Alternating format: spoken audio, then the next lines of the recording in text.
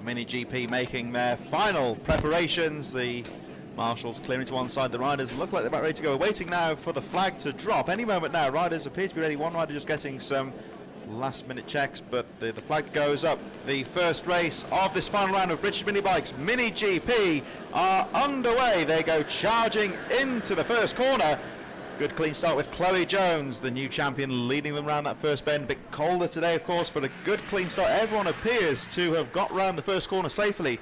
They go charging up the hill to Christmas corner. There's a bit of jostling for position further down the field, but Chloe Jones is away leading like the champion. Yeah, good to see a clean start at the start of the day. You can see here the drivers will weave their way out of what's called Christmas Corner through Inkermans, and now the leaders are going through the section known as the Zulus, the left, right, left section that denotes the national or Zulu layout of this circuit, and they're now heading down towards a section of the boot. Dream start for Chloe Jones though, as you say, Chris. She looks to have everything in hand.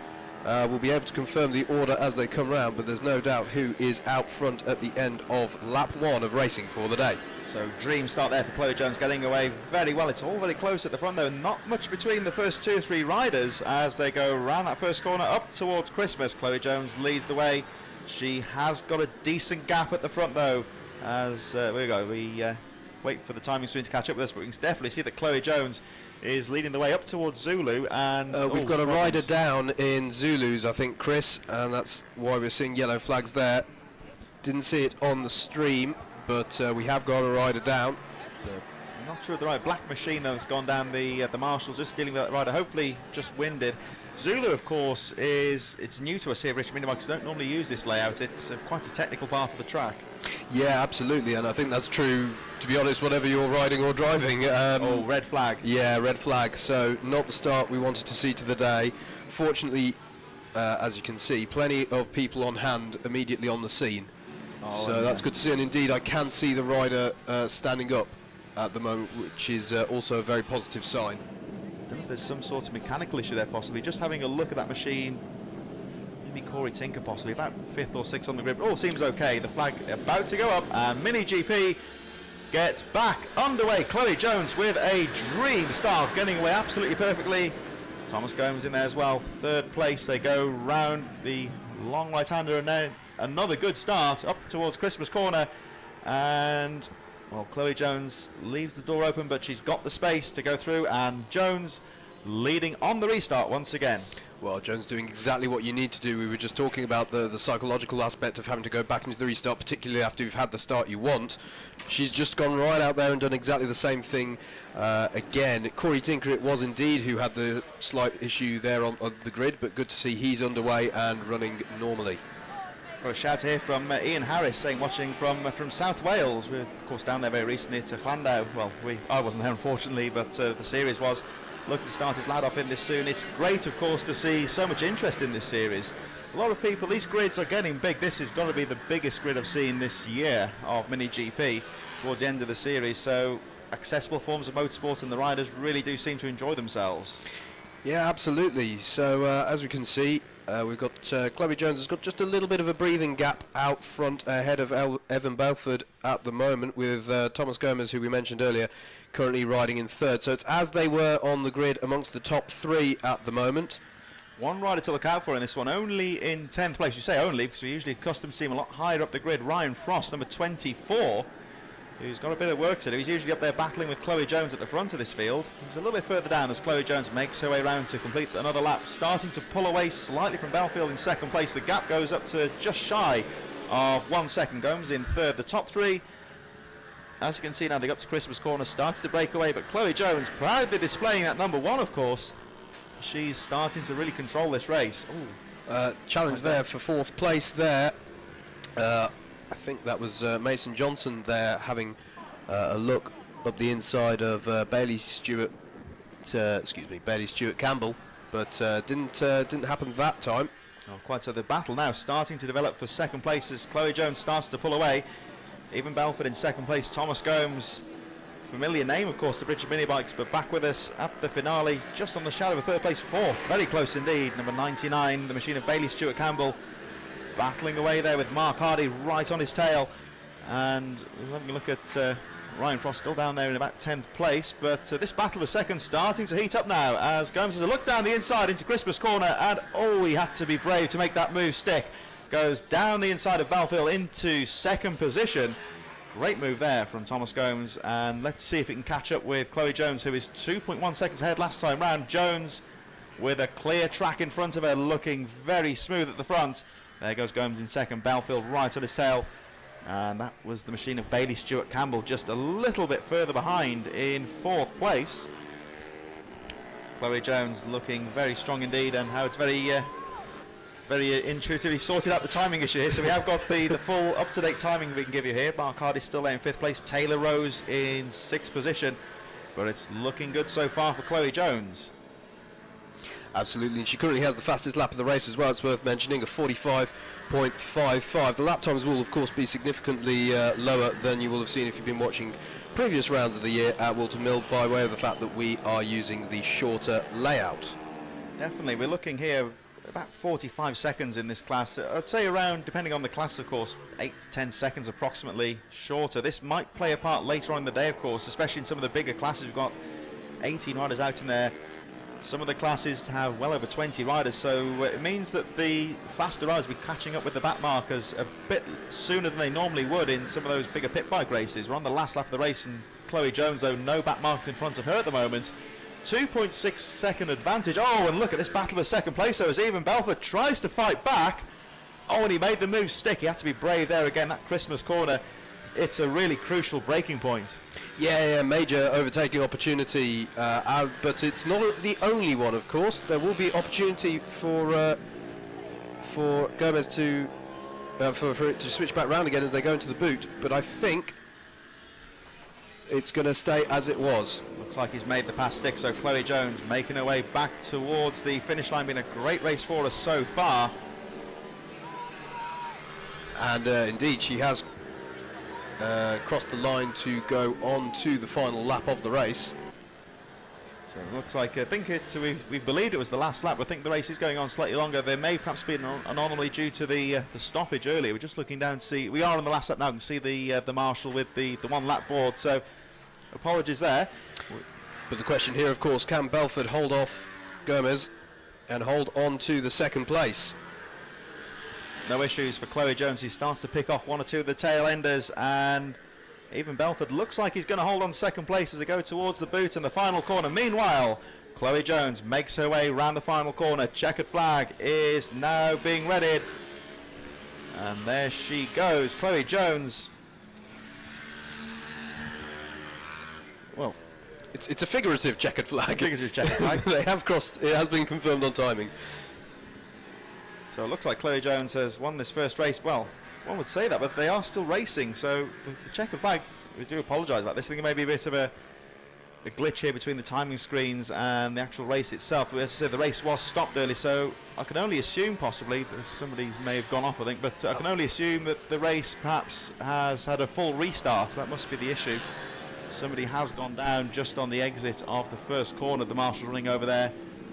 High speed area to crash, and fortunately the rider looks okay, but Chloe Jones takes the checkered flag in this first. She definitely takes the checkered flag this time, you might say, so apologies about that. I think what's happened there is with the race being stopped initially, usually the race just continues. So say for example it was stopped on the second lap, it would carry on for the remaining 8 laps for example, but looks like with it being so early in the race, it must have been just the case that the race was a full restart. I think Gomes went through to second. He looked very pleased with that. He's very animated, that rider.